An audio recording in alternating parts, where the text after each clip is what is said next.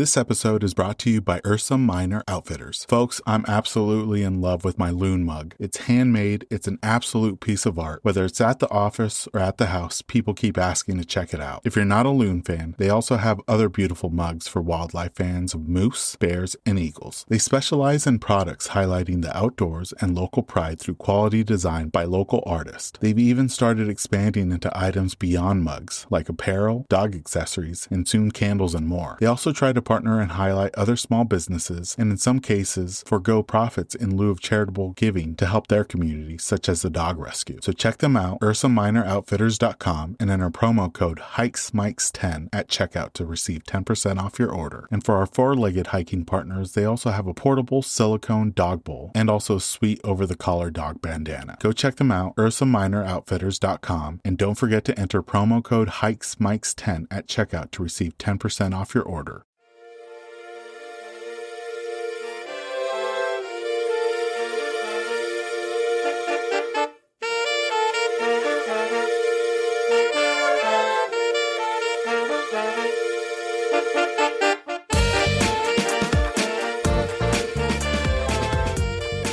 Welcome, everyone, to the Hikes and Mikes podcast. I'm your host, Ivan, and together we'll embark on a weekly journey connecting with extraordinary hikers from all corners of the U.S. and beyond. As a warm embrace of summer envelops the Northern Hemisphere, we've had the privilege of conversing with remarkable individuals throughout this season. Their experiences and adventures will leave you yearning to hit the trails. And on today's episode, we're going international as we head up north to Canada to speak with our first hiking couple to come on the podcast, the husband and wife team of Zack and Allie. You can follow them on Instagram at henderson.adventures. During our chat with Zack and Allie, we chat about the amazing Banff National Park and all the other amazing places in and around Alberta. Zack and Allie share with us about a challenging hike that took 8 hours, but they were told it was only going to take 2, and how they since reclaimed that hike by completing it multiple times. We also learn about the magic of ice skating across Lake Louise, and how the Southern Alberta landscapes share similarities to Southern Utah and Northern Arizona. Without further ado, let's jump into this episode with our guests, Zack and Allie.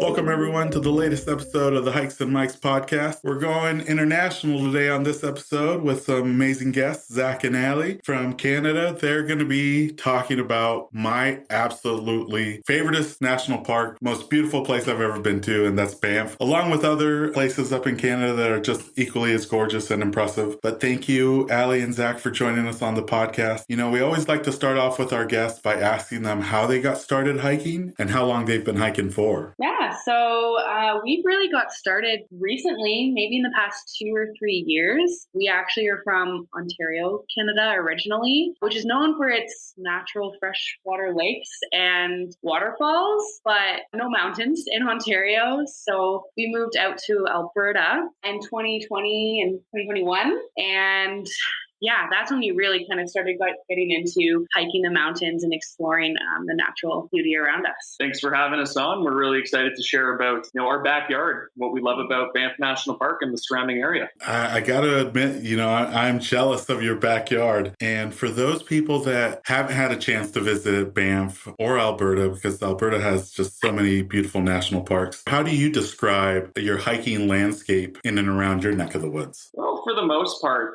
as you're driving out of Calgary, so again, we are living out of Calgary, and it's only around an hour and a half drive to get into the heart of Banff National Park. As you're driving along Highway 1, you're just suddenly immersed with mountains all around the side of you. You're driving through Kananaskis, you're driving through Canmore, you're driving through a beautiful landscape of just, mountain peaks, especially in the winter when you get to see all of the snow caps on them. It's just a beautiful, beautiful sight. The first half an hour, you're staring at the mountains going into them. And then the next moment, they're surrounded on all sides of you, 360 degrees. And that's amazing. Just coming, we live downtown Calgary, so we live in a very urban area. And then in an hour and a half, we're in nature. It's gorgeous. It's kind of funny, too, we have people visiting. And when they start to see the mountains, you immediately see their cameras come out, their phones, trying to take pictures from a distance. And we tell them, hold up.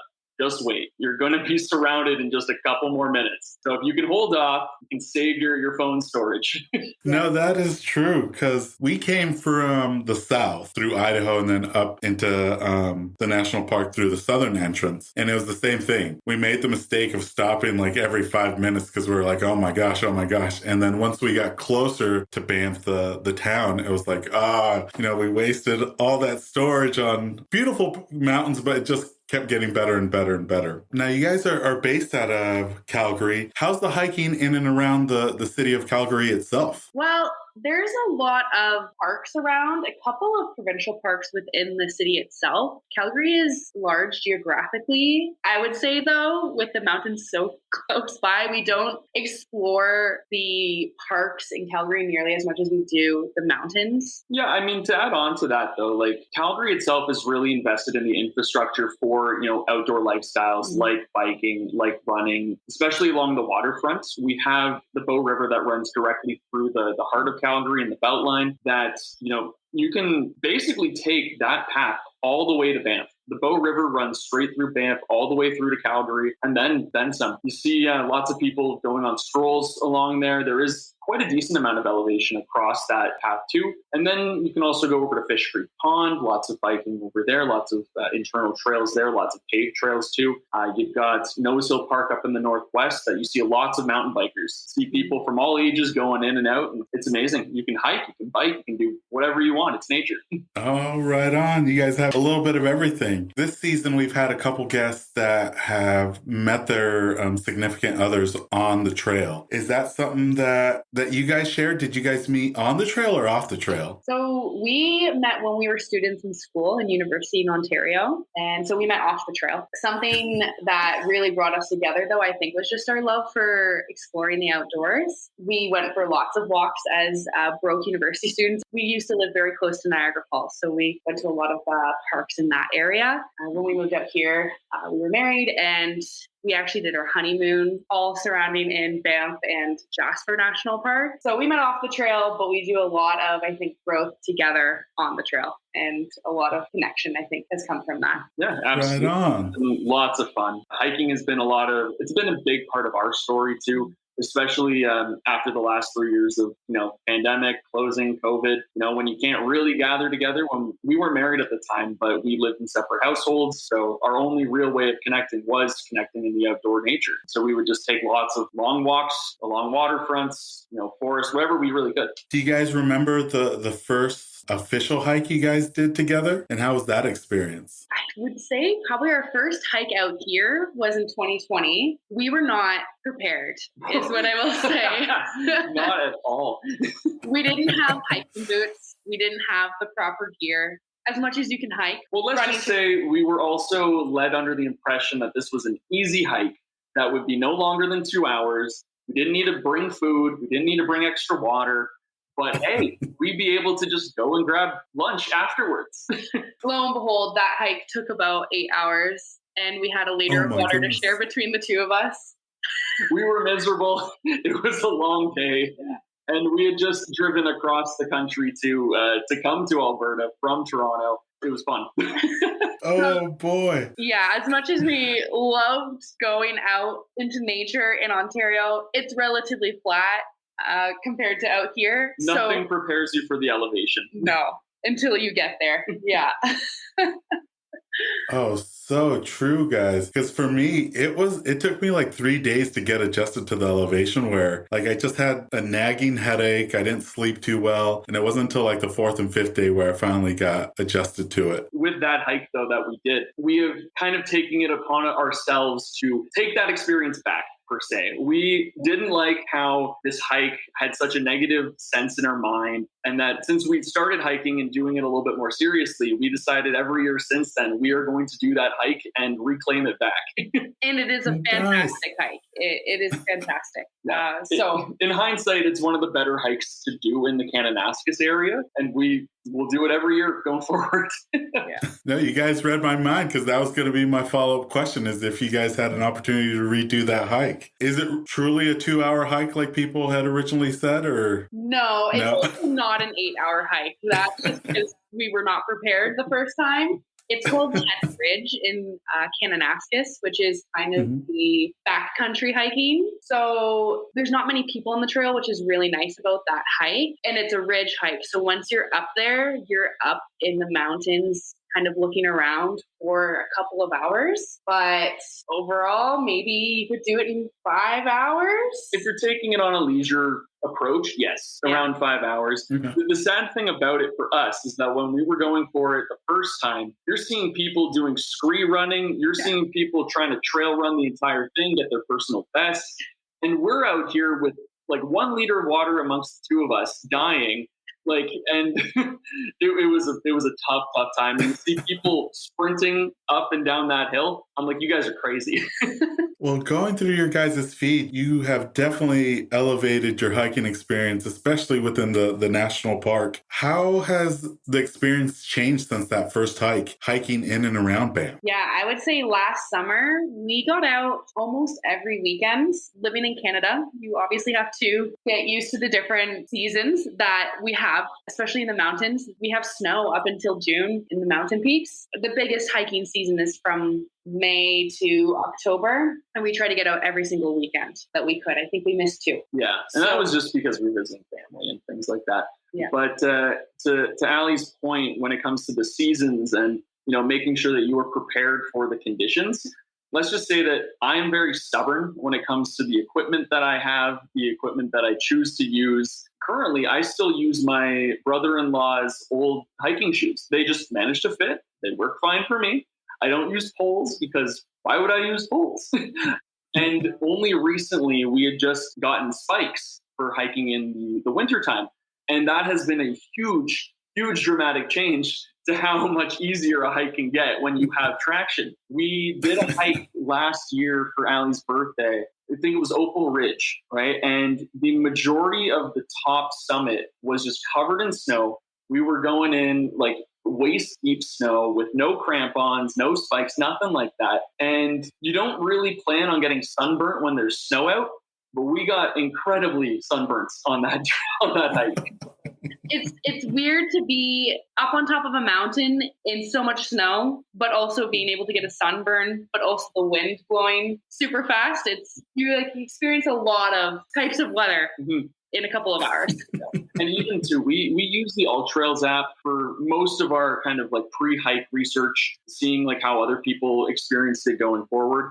A lot of them may or may not include the type of shoes or if they use spikes, things like that. So when we had just gotten married, we had decided to go to Lake Louise, right in the Banff National Park there for one of our first hikes. And we decided, okay, we're going to do this. We didn't have spikes. We didn't have crampons. So when we got to the part just past the Lake Agnes Tea House, there's another section called the Big Beehive, which is a bunch of kind of relatively steep switchbacks. And going up was fine, but going down was terrifying because we were just sliding down the switchbacks. No real way to stop. Oh boy. And I'm glad you mentioned Lake Louise, because I think that is definitely one of the crown jewels of the park. But there is just so much diversity within the national park. How would you describe the other trails besides, the ridge hikes and the lake hikes? What else does the national park have to offer? Yeah, I think something that's really huge, we haven't actually done it yet, it's something that we have on our list to do this summer, is there's a town right before Banff that's called Canmore. And a lot of people who like to bike will do the Legacy Trail, which is a paved path from Canmore to Banff. How many kilometers is it? It's around 30 kilometers. And a lot of people will start in Canmore, bike into Banff, grab a bite to eat, and then bike back. So it's something that we're hoping to do, but that is a very big feature that a lot of people get out and do each summer. Even in like the winter times too, like there's lots of waterfall hike things like Johnson Canyon, one of the more well-known kind of touristy hikes that they've got there. They've developed a walking trail that's almost attached to the side of a cliff face where you're basically walking in between. It's kind of like the valley, like the river is running through it. You come up on a couple waterfalls. There's the upper and lower falls.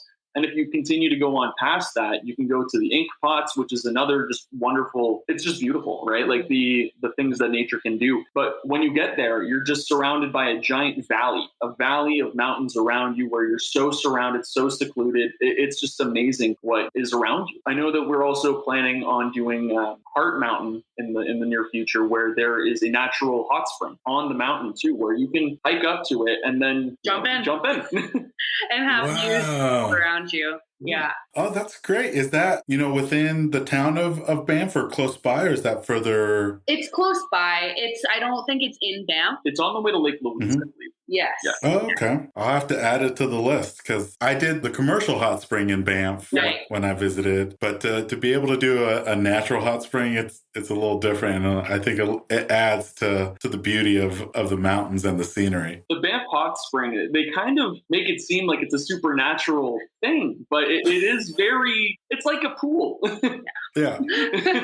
Yeah, same. I thought there was going to be like natural rocks that kind of make it seem like it was set in nature, but when you go in, it's like you said, it's a pool with a bunch of other people there. You can swim. It's nice when it gets cold. I will say that when it's cold outside, it's nice to sit, and it has a really great view as well. Now that you guys have had some time to explore the national park and the surrounding areas, does each of you have a memorable hike within the last year that you have enjoyed specifically? Well, okay, I'll share one of my. It's a great story because of the experience. However, you weren't on that hike with me. When I first moved out here originally to Alberta, before we got married, her sister and her sister's husband, they took me out on a hike.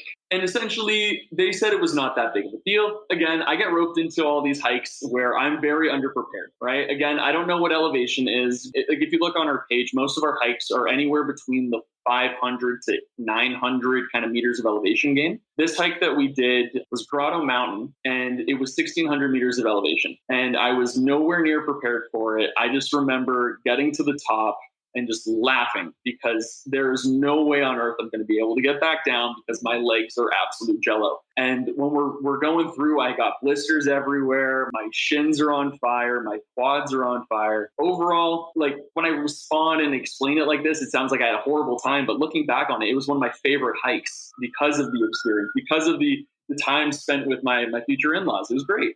Yeah, and then for me, I would say that South Dawson Peak is one of the best hikes out there. It's in Kananaskis. Again, it's not in Banff, but it's a relatively easier hike from the ones that we have done. Elevation is 700 meters and it's secluded. It's not busy. That's the really nice thing about hiking outside of Banff is in Kananaskis and Canmore, a little bit less busy. You're a little bit more surrounded by nature and not so much everybody else on the trail. And you get really good views of both the really stunning blue lakes that Alberta is known for and the mountain peaks. I would say the best time to do it is right about now where there's still a little bit of snow on the peaks as well. It's fantastic. It doesn't hurt that we also tried to do that hike 4 different times before and couldn't manage to do it because of the conditions. Yeah. We would get there and it's just snowing sideways, blizzard. You can't see anything. Like as much as we would have loved to do it, we would have been miserable to try. Oh boy. Well, Allie, I'm glad you mentioned the lakes because that is something that has just stuck in my mind since visiting is just the color of the lakes, and each one is so unique. For me personally, my favorite lake that I saw up there was Pito Lake on the west side of the park. Do you guys have a favorite lake that you guys like to visit or that you've seen? Yeah, I would say Moraine Lake is one of the most beautiful lakes that Banff has. It's stunningly blue and has a gorgeous backdrop of mountains in the background. However, it's been a lot harder to get to because it's become more popular in Banff. It's very close to Lake Louise, so a lot of people will try to see both. But the parking lot is small, and unfortunately and fortunately, just this past year, they've closed it off to personal vehicles, and now you can only get to it through a parks bus that you have to book ahead of time. So it does limit the amount of people that are there, so you get a better experience with less people there, but it's hard to get to. But I would say Moraine Lake would definitely be one to visit if you can get to it. Another couple lakes that I can kind of think of that we've shown your family around, some of our friends, is Lake Minnewanka. right around in the town of Banff too, very close. There's kind of like river tours, lake tours that you can take on there. You can rent out boats, you can rent out paddle boards, canoes, kayaks, all those kind of things that if you wanted to explore even further into the lake, you can. There's also a bunch of hiking in and around the area too. So it's very choose your own adventure kind of thing. And then if you were to go a little bit further from there, there's Two Jack Lake, where every time we've gone in the summer, we've always managed to find a wedding happening there. People will always just opt to get married at Two Jack Lake because it's just beautiful. You can't deny the beauty and the scenery of there. Why wouldn't you want to get married around there? And then, of course, Lake Louise is one to visit if you've never seen it. It is definitely more commercialized. There's a hotel right next to it. But if I could give any recommendation, the best time to see it is October. You're a little bit out of the tourist season. It's still warm enough. You're wearing a jacket, but it hasn't snowed yet. So you still get that blue lake. I do know that we've been there in the winter, and a lot of people are disappointed that they're not seeing a blue lake because it's frozen. And way less people. So October, I think, is the best time we've seen it. Oh, good to know. And I'm glad you guys brought up the different seasons because being there so close, you can visit, each of the 4 seasons that you guys have. What are some of the highlights that you have for each season in the park, whether it's spring, summer, fall, winter? Yeah, I would say that winter and spring feel very similar when we hike, just because there's still so much snow in the springtime. And depending on the season that we've had, last year there was still so much snow this time, and this year there's barely any snow left on the peaks. Yeah, like last year, Sunshine, the ski hill was open on Canada Day. They had some runs open. July 1st. July 1st, people were snowboarding and skiing right along there. And I'm like, this is crazy. That never happened. Yeah. So definitely in the winter, we opt more to do more snowboarding. It's a little bit of an easier thing to do. It's harder to find trails to do in the winter. Not the biggest fan of horseshoeing either. Snowshoeing? Oh, snowshoeing, yeah. Horseshoeing. Snowshoeing. And then, yes, spring feels very similar to winter, but you don't have to have as much gear. And then I think summer is our favorite season. You can get out and do every trail that you want to. But the fall is also gorgeous for larches. Alberta has large season, which is gorgeous. Again, you have to gauge your timing because it's a very short window. And a lot of people who don't typically hike throughout the entire season, if they're going to hike, that's the time they do it. So some trails can get a little bit busier. You have to kind of get up early to get a spot. Normally, we would try to get to the trailhead for around 8:30 in the morning. During large season, go earlier. Yeah, You really have to. There's one Pocketera Ridge that was very well known for its larches this past season. And I kid you not, right at like 8 a.m. in the morning, everything was packed. The main parking lot, and then even maybe 2 kilometers in of just cars parking there. Everybody wants to get that Instagram shot.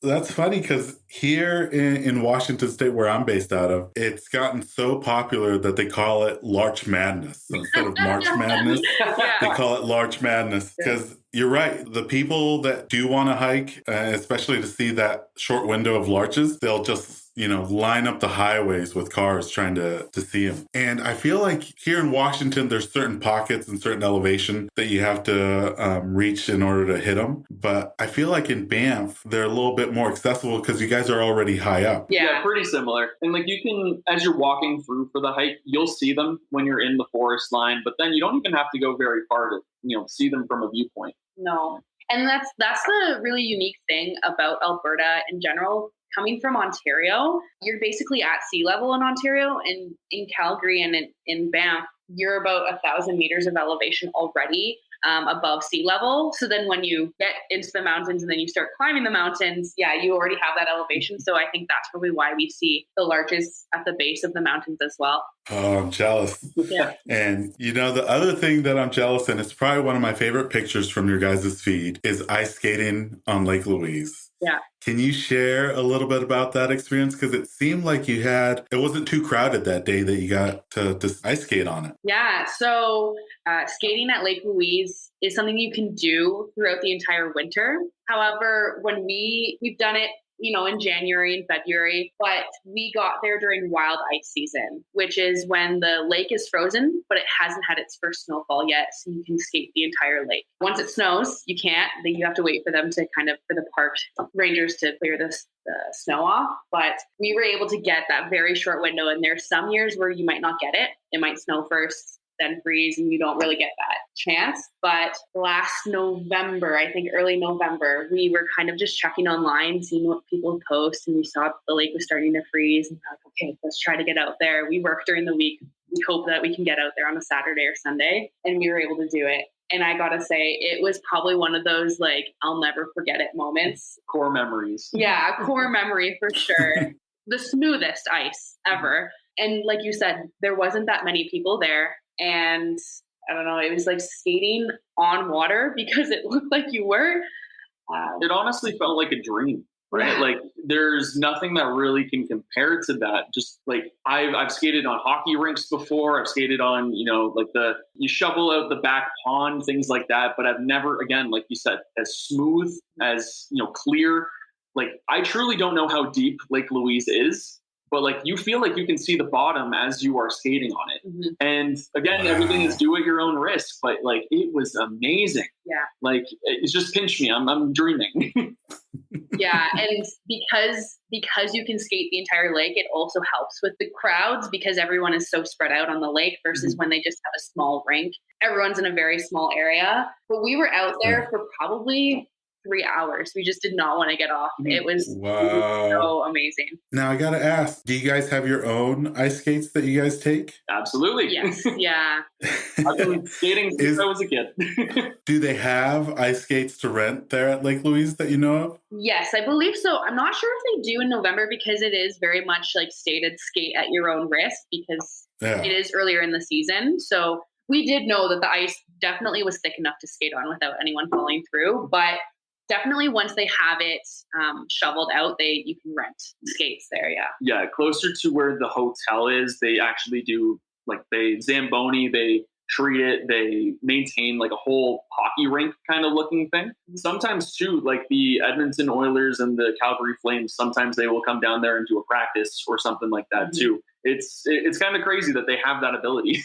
And what an unbelievable backdrop of the mountains and the glacier as your backdrop as you're skating. Definitely something that has moved up in my list to do if I do go back, especially in the winter, is to be able to do it. Even if I need one of the little walkers to help me because I'm not the greatest ice skater. But the pictures that you captured were just unbelievable, guys. It really looked like a winter wonderland out there. Yeah. Banff is just like the stepping stone to the Canadian Rockies for you guys. There's other impressive national parks just outside of Banff. Yoho, Jasper, like you guys have mentioned. Is it Kootenay? Kootenay? Yeah. Have you guys had a chance to visit any of the other nearby parks? Yes, we have. Definitely Banff is kind of our home base in the surrounding areas of Canmore and Kananaskis. We have gone up to Jasper once back in 2021 for our honeymoon. It was gorgeous. Again, it's a smaller feel. It's kind of nice in that way, a little bit less touristy. There was just as many beautiful lakes and mountains climb there. Yeah, and if you are going to go to Jasper, we highly recommend that you take the Columbia Icefields Parkway.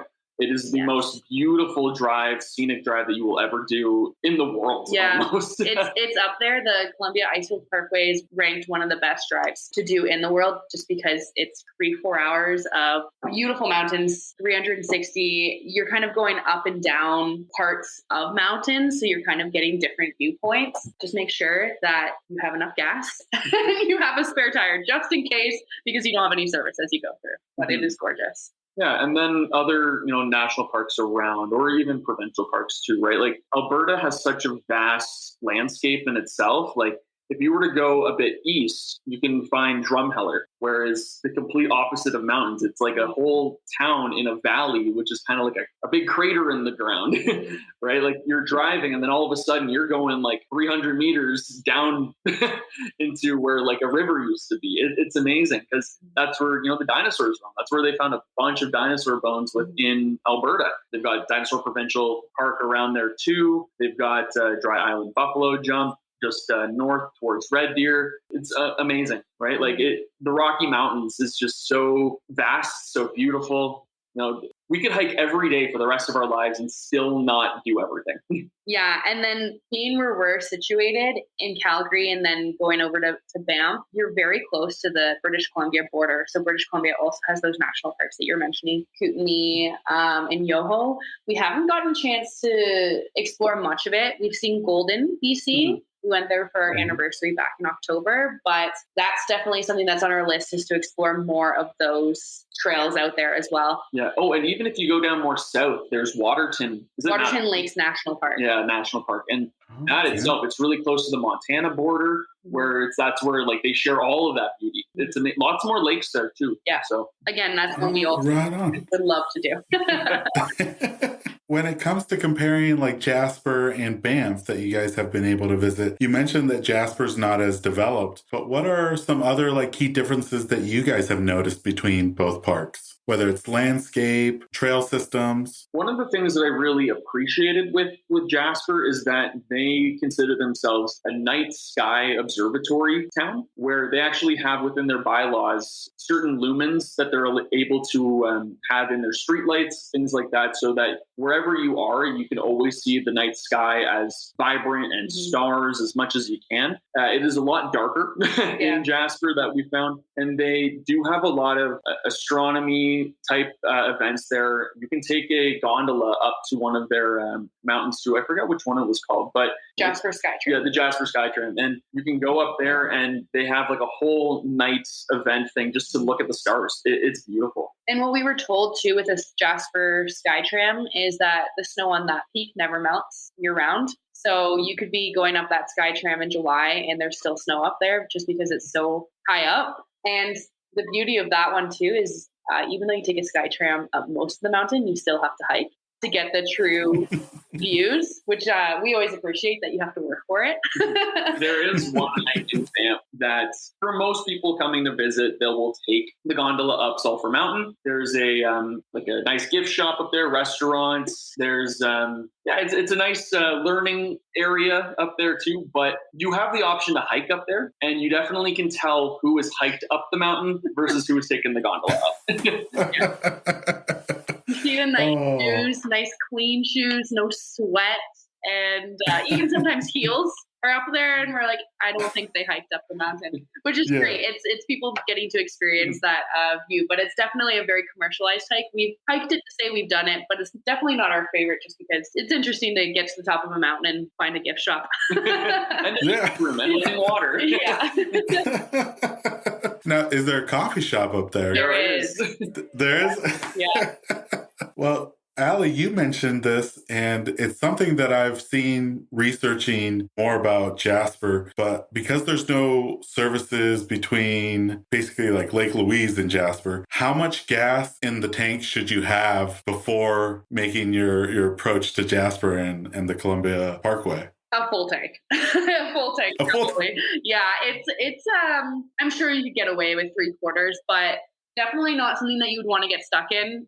Again, with the very limited service, you might see a bar on your phone every once in a while, but there's not really much you could do if you get stuck except for call. You'll pass some of those road signs that say no services for the next 220 kilometers, or I guess 140 miles or something like that, right? Mm-hmm. Oh, man. And you guys have mentioned it, Banff has definitely exploded in popularity since I was last there almost a decade ago. For those folks that are interested in visiting, do you have any tips or advice for visiting hikers, and maybe when's the best season to visit? Yeah, I would say that if you're wanting to experience Banff and the surrounding areas with less people, I would say September or October, coming prepared for it's going to be a little bit colder. But a big tip, if you want to see Lake Louise and you want to see Moraine Lake, those are kind of two of the big bucket list items that people have. Look ahead of time after you've booked your flights and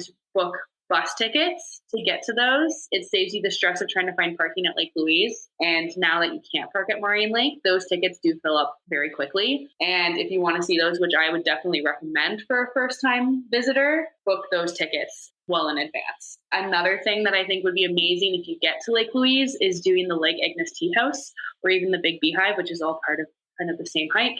You get to do Lake Louise looking down at it, which is also a very gorgeous view, seeing that blue water. And again, there's a tea house kind of partway up the mountain. But the nice thing about that is they very much advertise like it's cash only. It's not, this commercialized thing that Sulphur Mountain is. And people that work there hike this materials up there to make the tea. And they don't serve coffee. They're like, we don't have coffee machines up here. All we can do is hot water with tea. So it's pretty cool to kind of find a little secluded tea house up there. Yeah. And they don't do garbage up there either. You have to bring your garbage back down with you. Yeah. Oh, good to know. Yeah, I've seen pictures of people that have done the opposite end of Lake Louise, and it just adds another layer to its beauty because, you mostly see it spot on from like the hotel. Yeah. But to see it from a different angle, it's something else.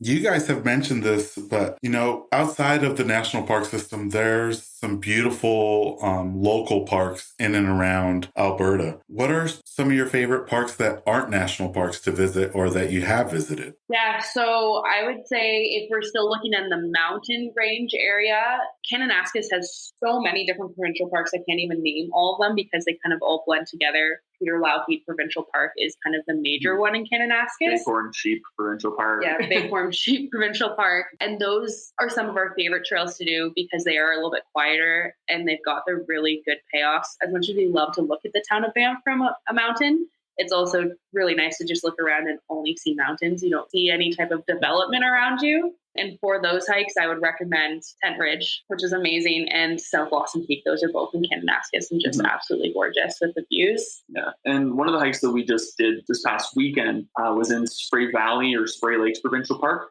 And that was called Ha Ling and Miners Peak. And right there, they have recently introduced this thing called the Kananaskis Pass, where during COVID, during the pandemic, they realized, okay, lots of people are trying to get out and hiking. They're getting out in nature a little bit more. However, unfortunate with that brought a lot of, people littering and the need for a lot more, I guess, observation, security in those senses of things. So they've added on a parks pass for that, which is now funding more parking spaces, which is now funding more trailed and groomed hiking paths for those that want to get out there. So there's a lot more maintenance being done on these hiking trails now. Ha Ling, they installed a bunch of these like rock stairs and wooden stairs on them too, which makes it a little bit more accessible to some, which has been great. Looking east, Zach has mentioned Drumheller with Dinosaur Provincial Park, and something that's, I think, really well known here is, and I didn't even actually know that from Ontario, I didn't know that Alberta was well known for finding dinosaur fossils all those years ago, but that area is, they found like one of the largest complete T-Rex fossils. So it's become a very popular area to go and see the Badlands. It's kind of crazy in Canada that you can see mountains an hour and a half west and then Badlands an hour and a half east of Calgary. So we're right in the middle, which is kind of nice. You can go either way and experience something completely different. But there's a lot of education, I think, surrounding that. And it's really amazing to go and kind of learn the history of the Alberta Badlands when you go there. Those Badland pictures that you guys posted definitely caught my attention. How was it hiking in and around those, it's not really rock, but, just the geological features that are in and around there? Yeah, so they have something that's called hoodoos that are very much protected. They put fences around them. Yes, unfortunately, a lot of people were going up and touching them. And because hoodoos take so long to form, they had to protect them just from people's reckless behavior around them. But it is different. You don't really think, Canada, we don't have any provinces that are warm year round. You go to the States and you've got Florida and California and all those southern states that don't really see winter. They say they see winter, but so to have something like that where you're like, this is so odd that there's still winter here. It feels like something that's kind of desert-like almost. Yeah, kind of comparable to things that you might see in Utah or like Arizona area, like especially around that deserted area, like the Redstones, very similar. And how far south of Calgary are the Badlands located? They're like an hour and a half, 2 hours east. Oh, so really close by. Yeah. definitely a day trip, right? Yes, yeah, completely a day trip. Right on. Throughout your hiking experiences, especially in the last couple of years, is there a regular custom that you guys do when you reach either the summit or maybe when you guys make it back out of the trail? Yeah, I would say that we try to get out early. We try to leave Calgary at least by 6 a.m. to get to a trailhead early. I think it's better to hike it earlier in the day. We feel accomplished and there's just less people on the trails. What is nice though, we have so much daylight in the summer that you could start at 2 p.m. and still get a full hike in, but we definitely go in the morning. We pack our own trail mix, sandwiches, or whatever we need. And yeah, we just get out there. We try to make it to the top as fast as we can. And we like to enjoy the view. I like to stay up there for an hour just to sit and look or take pictures because you've done all that work. You shouldn't just start heading back down. You need to enjoy the view that you just earned. And we may or may not have the occasional summit beer from time to time, but yeah. Well worth it after some of the peaks that you guys reach. Absolutely. Now, you guys have mentioned some gear along the way. Does each of you have a piece of gear that you consider your most valuable piece in your pack list? Yes, I would say my hiking poles. I mean, hiking boots are very important. I think if you're doing it in running shoes, it's a little bit hard. But if you have, decent hiking boots, it's my poles. I can definitely get farther with them. I find it helps me a lot just to remove a little bit of weight off of my feet when you've gone up that high. And then coming down also just gives me an extra point of contact. If it's specifically steep going back down, it helps me a lot. If you've seen any of the photos on there, I do not have an appropriate or a proper hiking backpack. I found myself, I'm a big Blue Jays fan, and I also drink Budweiser. So the merge was perfect. They gave a free cooler backpack in a case of a 2-4, and I've been using that ever since. It keeps my drinks cold, keeps my lunch cold. It's not the greatest for my back, but it gets the job done. It was free. It came free with the beer that I bought. And hiking can be free, right? It's expensive as you want it to be. That backpack is also definitely a talking point on most of our hikes.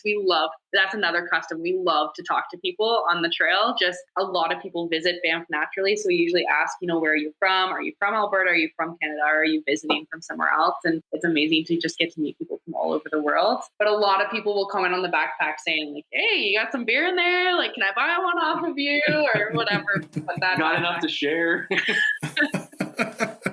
Yeah. Oh, I'm glad you brought it up, Zach, because I did notice the Blue Jay backpack in the pictures, and I wanted to ask you about it.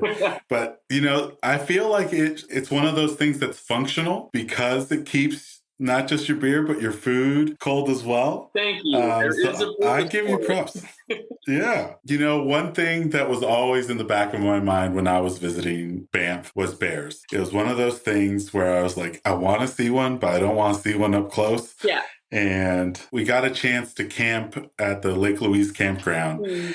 And it's the first time that I've been at a campground where there's literally an electric bear fence protecting you from all the bears. Now, in all your guys' time hiking in and around the park, have you guys had any close calls with either wildlife or maybe even Mother Nature catching you by surprise? Yeah, so when it comes to bears, this is the time to see them just out of hibernation. We saw a lot last season. I think we've probably seen the same few bears in the Kananaskis area. Fortunately, every time we have seen a bear, it has been from our car. So they do definitely have rangers. Typically, once there's a bear sighting reported, there's a ranger out there to make sure nobody's getting out of their car too close. Obviously, that would be a danger for people and the bear.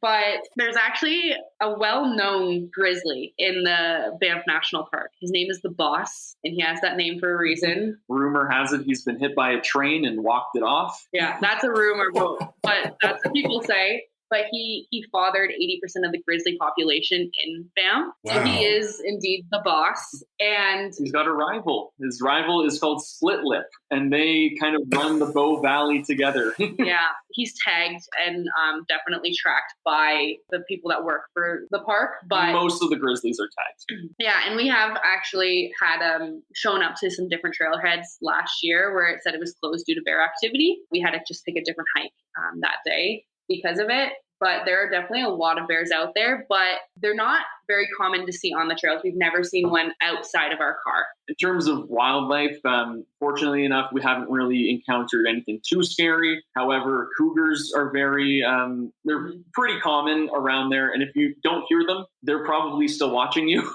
Yeah. So always keep your bear spray on you. Always, especially in the less commonly traveled hikes, make sure you have your bear spray on you. I was going to say that in Banff, you're not going to run into a bear nearly as much as you would in Kananaskis, just because Kananaskis is more backcountry.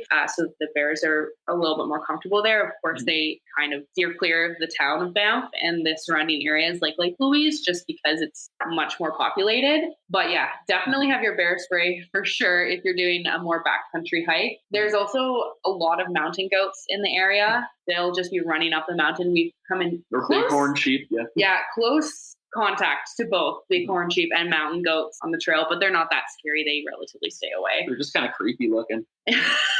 But when we went to Golden on our anniversary trip, we went to a wolf dog sanctuary where we learned a lot about wolves and the wolf population in and around the Banff area, as well as the Yellowstone National Park down in the States. But what the unfortunate thing is that a lot of the wolf population in the Banff area is struggling. It's hard for them to thrive in certain areas, whether it be, due to the tourism that comes in there, people are interacting with them, or however nature kind of handles itself there. They aren't thriving as well as from what we heard. But yeah, the wolves are such a vital part to the ecosystem. One other thing that I'll mention as well that I really appreciate that Banff has funded is natural overpasses. So in the actual national park, they have fencing along most of Highway 1, which is the main highway through Banff. Actually, the main highway through most of Canada. But they put fences all along there, and it feeds them to natural overpass bridges to protect, again, both people driving and the wildlife. We have yet to see one cross. I think they probably cross mostly at nighttime when there's less people around, but they're actually just building the first one outside of the national park in the Canmore area. That's under construction right now, but it's, I think, an amazing thing for the safety of everyone. Yeah. Also, how can we forget when we went to Jasper, we encountered an entire herd of elk while walking across the Jasper golf course. We're walking and we encountered maybe 30 or more like elk, and they were, I guess in mating season or whatever it was. So we couldn't get too close. It might get a little bit hectic, but like we were surrounded. We couldn't go through the path without going through them. So it was very exciting, amazing, but also terrifying at the same time. Yeah, that was on our honeymoon that we saw them. So it was like 5 days married. It's like, no way we're dying now. we came across all these elk, but again, it was super cool to see. But that was, I think, the scariest encounter because we were not protected by a vehicle. Yeah. And I don't blame you. Those things can get huge. Yeah. You brought up the Animal Crossing bridges on the highway, and that's something that definitely caught my attention when I got to visit. And it's funny enough, Washington State copied the idea, and we have one about an hour away from where I live, and it's probably the most popular thing for the Washington State Department of Transportation. Wow. But they have a camera that is located on the top of it, and every so often they'll share which animals are crossing. That's cool. I wish they did that in Banff. That would be really cool to see which animals are crossing. Yeah, it's mostly been like deer, elk, but every once in a while we've seen a cougar, coyote, and I think our first moose crossed over not too long ago. Wow. But talking about the animals, Zach, I'm glad you mentioned it, because when we crossed over on I think the southern entrance of the national park, we did see some creepy looking mountain goats.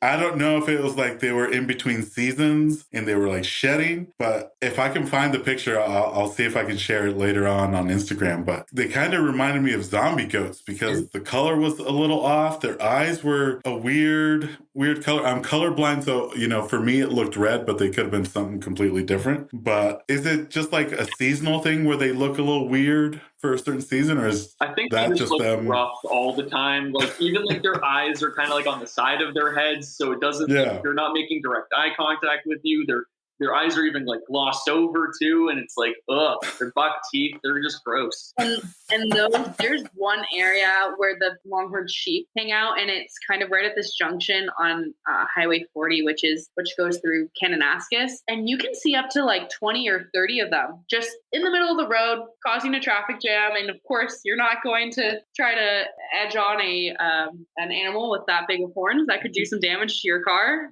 But you see a lot of them. Yeah, it's definitely, if you're wanting to see wildlife in as safe of a manner as you can, just driving through the park, it's unbelievable. Yeah. We're recording this and it's halfway through 2023. Do you guys have any upcoming goals for the summer season and fall season? And maybe some upcoming goals beyond 2023? Yeah, I would say our big thing that we want to get out and experience this year for the first time would be that Legacy Trail that we mentioned with the biking. That is something that a lot of people have asked us, have you done that yet? And we've been like, no, we haven't. Another hike that I really want to experience that I haven't personally done yet is the east end of Rundle, which is short form for Eeyore.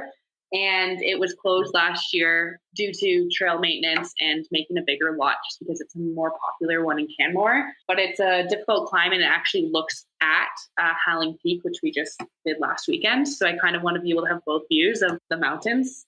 And then maybe like non-hiking related, we've always kind of thrown out the idea of whitewater rafting throughout the Canmore area. So that's always something that's kind of crossed our minds. Mm-hmm. Is there enough guided services where you can do that? Or Yeah, definitely. Awesome. Yeah.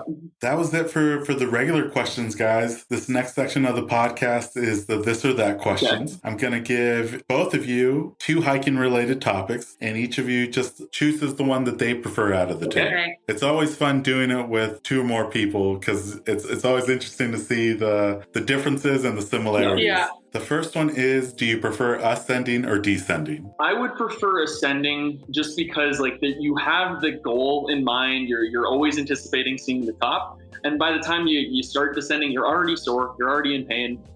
Yes, I would agree. Mine would also be ascending. When you're descending, you're activating a whole different muscle group in your legs when you're already sore. So ascending, you kind of have that goal in mind of seeing views. I find once I get to the top, I'm ready to go back to the car, but I know that I have the whole second half of going back down the hill. So I would also be ascending. I've got relatively weak knees too, so having to bounce down is not the easiest. Yeah. So this next one, I think I know the answer, but you guys might surprise me, but summits or waterfalls? Summits. Definitely summits. We've had our fair share of waterfalls, especially living in Ontario. We live near the Niagara, St. Catharines region for our entire schooling. So when you see Niagara Falls as the epitome of what waterfalls really is, it's kind of tough to compare. Yeah. Now this next one is, do you prefer switchbacks or straight up? I would rather go as straight as possible and just get it over with. Switchbacks, while yes, they have a purpose for them, we find that they're relatively there's not much of a view when you're in the forested area. But I would agree. I would do straight up. As much as I kind of like a longer climb to kind of have a less steep ascent, I do like just going straight up, a little bit more straight and to the point to get to where you want to be. Howling was perfect for that because there were stairs. Yeah. Now, I think you guys have always shared the responses to this one, but this might be the first one where there's a divide. Trek poles or freehand? Oh, trek poles. Trek poles for sure. I cannot hike a steep mountain without them now. I feel significantly less sore when I have them because it's just an extra point of contact and something to help me. Yeah, I'm more freehand. Yeah, I'll just go with the flow. Just float down the mountain if I could. And this one's a new one, guys. When it comes to the footwear that you guys use, are you guys hiking boots or trail runners? I would say that I'm more of hiking boots. I would love to get into trail running, but I don't really like running. So definitely more of the hiking boot and doing the slower way to get up the mountain. Yeah, I like hiking boots too. I've sprained my ankle a couple times, so I want to make sure that I am prepared in the event of another one. So yeah, avoiding trail runners. Right. No ankle sport.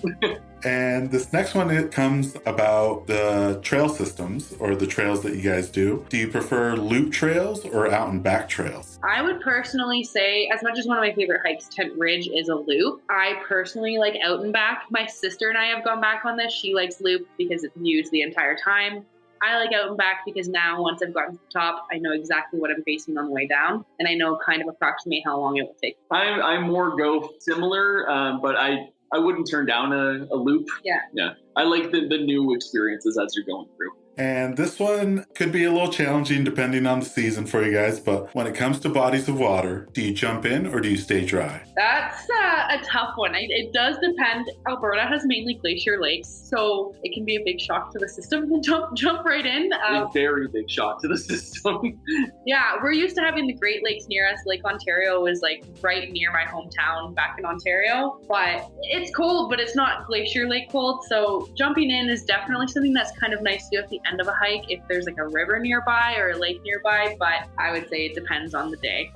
I will say that I'm very easily egged on. If someone dares me or questions if I would or not, I am most likely going to. My brother-in-law is often the person to do that to me. He has convinced me to jump into the glacier lakes on multiple occasions, and I've hated him for it every time, but no regrets.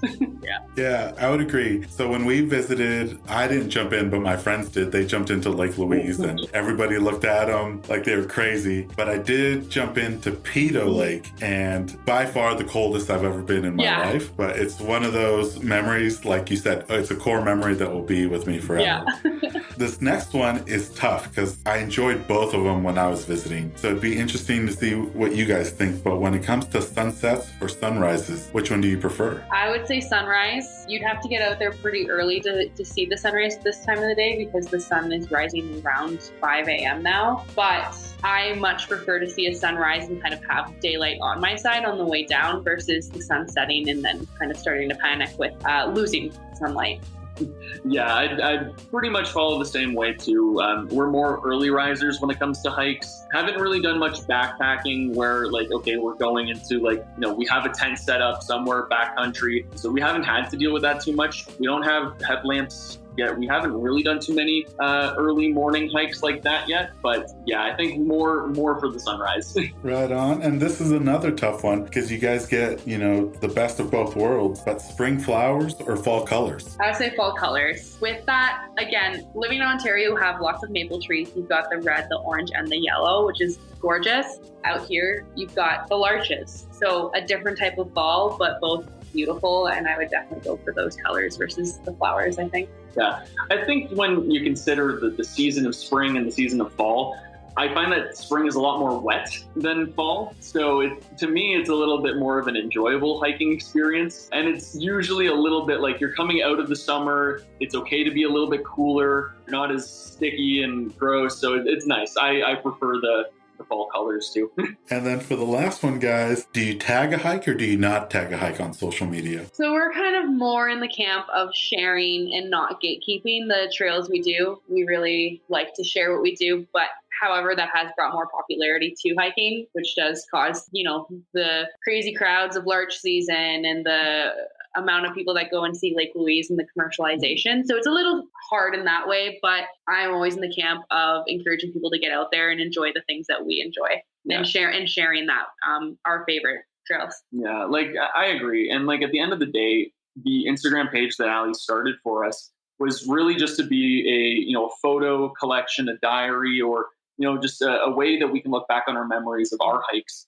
We thought about doing like a physical photo album kind of thing, but it's a lot more, simple. It's an ease of access kind of thing. And you've gotten a lot of enjoyment out of it. Yeah. So building that has been a lot of fun. And we just want to share our love of hiking with everybody that we meet. So, and it's an amazing way to connect with people too. I mean, that's how we got in touch with you, and it's really fun to kind of connect with people who experience very different views from us. We don't, have the Utah hikes that they've got like all those red rocks and beautiful, and we don't have the Grand Canyon, but we've got mountains. So it's kind of fun to discuss with people online the different hikes to experience in North America and around the world. Yeah, I am greatly appreciative that you guys share because your pictures show just the diversity of the national park and just the beauty it has to offer. And, it is one of those things where it's a challenge because it does bring more people to the area, but the individuals, if they can get out, they should enjoy the outdoors just as much as anybody else. Totally. Absolutely. And especially Banff, I know it's just skyrocketed in popularity, but it's still, to this day, I've said it at the beginning, but it's still the most beautiful place I've ever visited. Yeah, and I would love to just share with people, here are the things that you should do. Here's the things you should do if you have 2 days. Here are the things you should do if you have 5. Here's the things you should do if you have a week. And so people aren't wasting their time or money on things that we don't think are as worth it, experiencing a lot of those popular things that have been kind of shared online. Yeah, we try to be pretty honest with our reviews of the hike. So our rating scale is very subjective, but it's us. Yeah. Well, I appreciate it, guys. And if folks do want to follow you online, what are some of the places they can subscribe or follow you on social media? Yeah, so we're mainly on Instagram, henderson.adventures. And that is kind of the main place that we connect with people about hiking. That's kind of where we both have our opinions about the trails. That's kind of where to connect with us. We don't post TikToks, we post Reels. Yeah. Well, it has been an awesome time chatting with you both. And it's something that I hope in the next year I get to revisit Banff and just see those beautiful places again. And it's been great getting a chance to reminisce a little bit by talking to you guys. And I'm excited to see what the summer brings for your hiking season. Thank you so much. Thank you for meeting with us today. It's been so fun to talk about the thing that we love to do. Yeah, thanks for having us. It's been a great time. And that brings us to the end of this episode along Zack and Allie. We extend a heartfelt thanks to both of them for coming on the podcast. Make sure to stay connected and follow their adventures on Instagram at henderson.adventures. And don't forget to check out the episode show notes for all the important links we discussed today. We have an incredible lineup of episodes planned throughout the summer, and we can't wait to share them with you. New episodes will be dropping every Monday, with occasional bonus episodes on Fridays. To ensure you never miss out on any thrilling tales, remember to hit the like and subscribe button. Your support means the world to us. Don't forget to join our vibrant community on Instagram at Hikes and Mikes. We'll be sharing episode visuals, my own personal hiking content, and so much more. Let's stay connected and continue to inspire each other on this remarkable journey. As we bid farewell, remember to tread those happy trails, embrace the great outdoors, and keep the spirit of adventure alive. Until next time, my fellow explorers, happy hiking. A special shout out goes to our incredible audio editor, Alex, whose exceptional skills and dedication help bring each and every episode to life week after week. Thank you, Alex, for your invaluable contribution to the Hikes and Mikes podcast. This episode's music was created by Ketsa. Follow him on Instagram at Ketsa Music.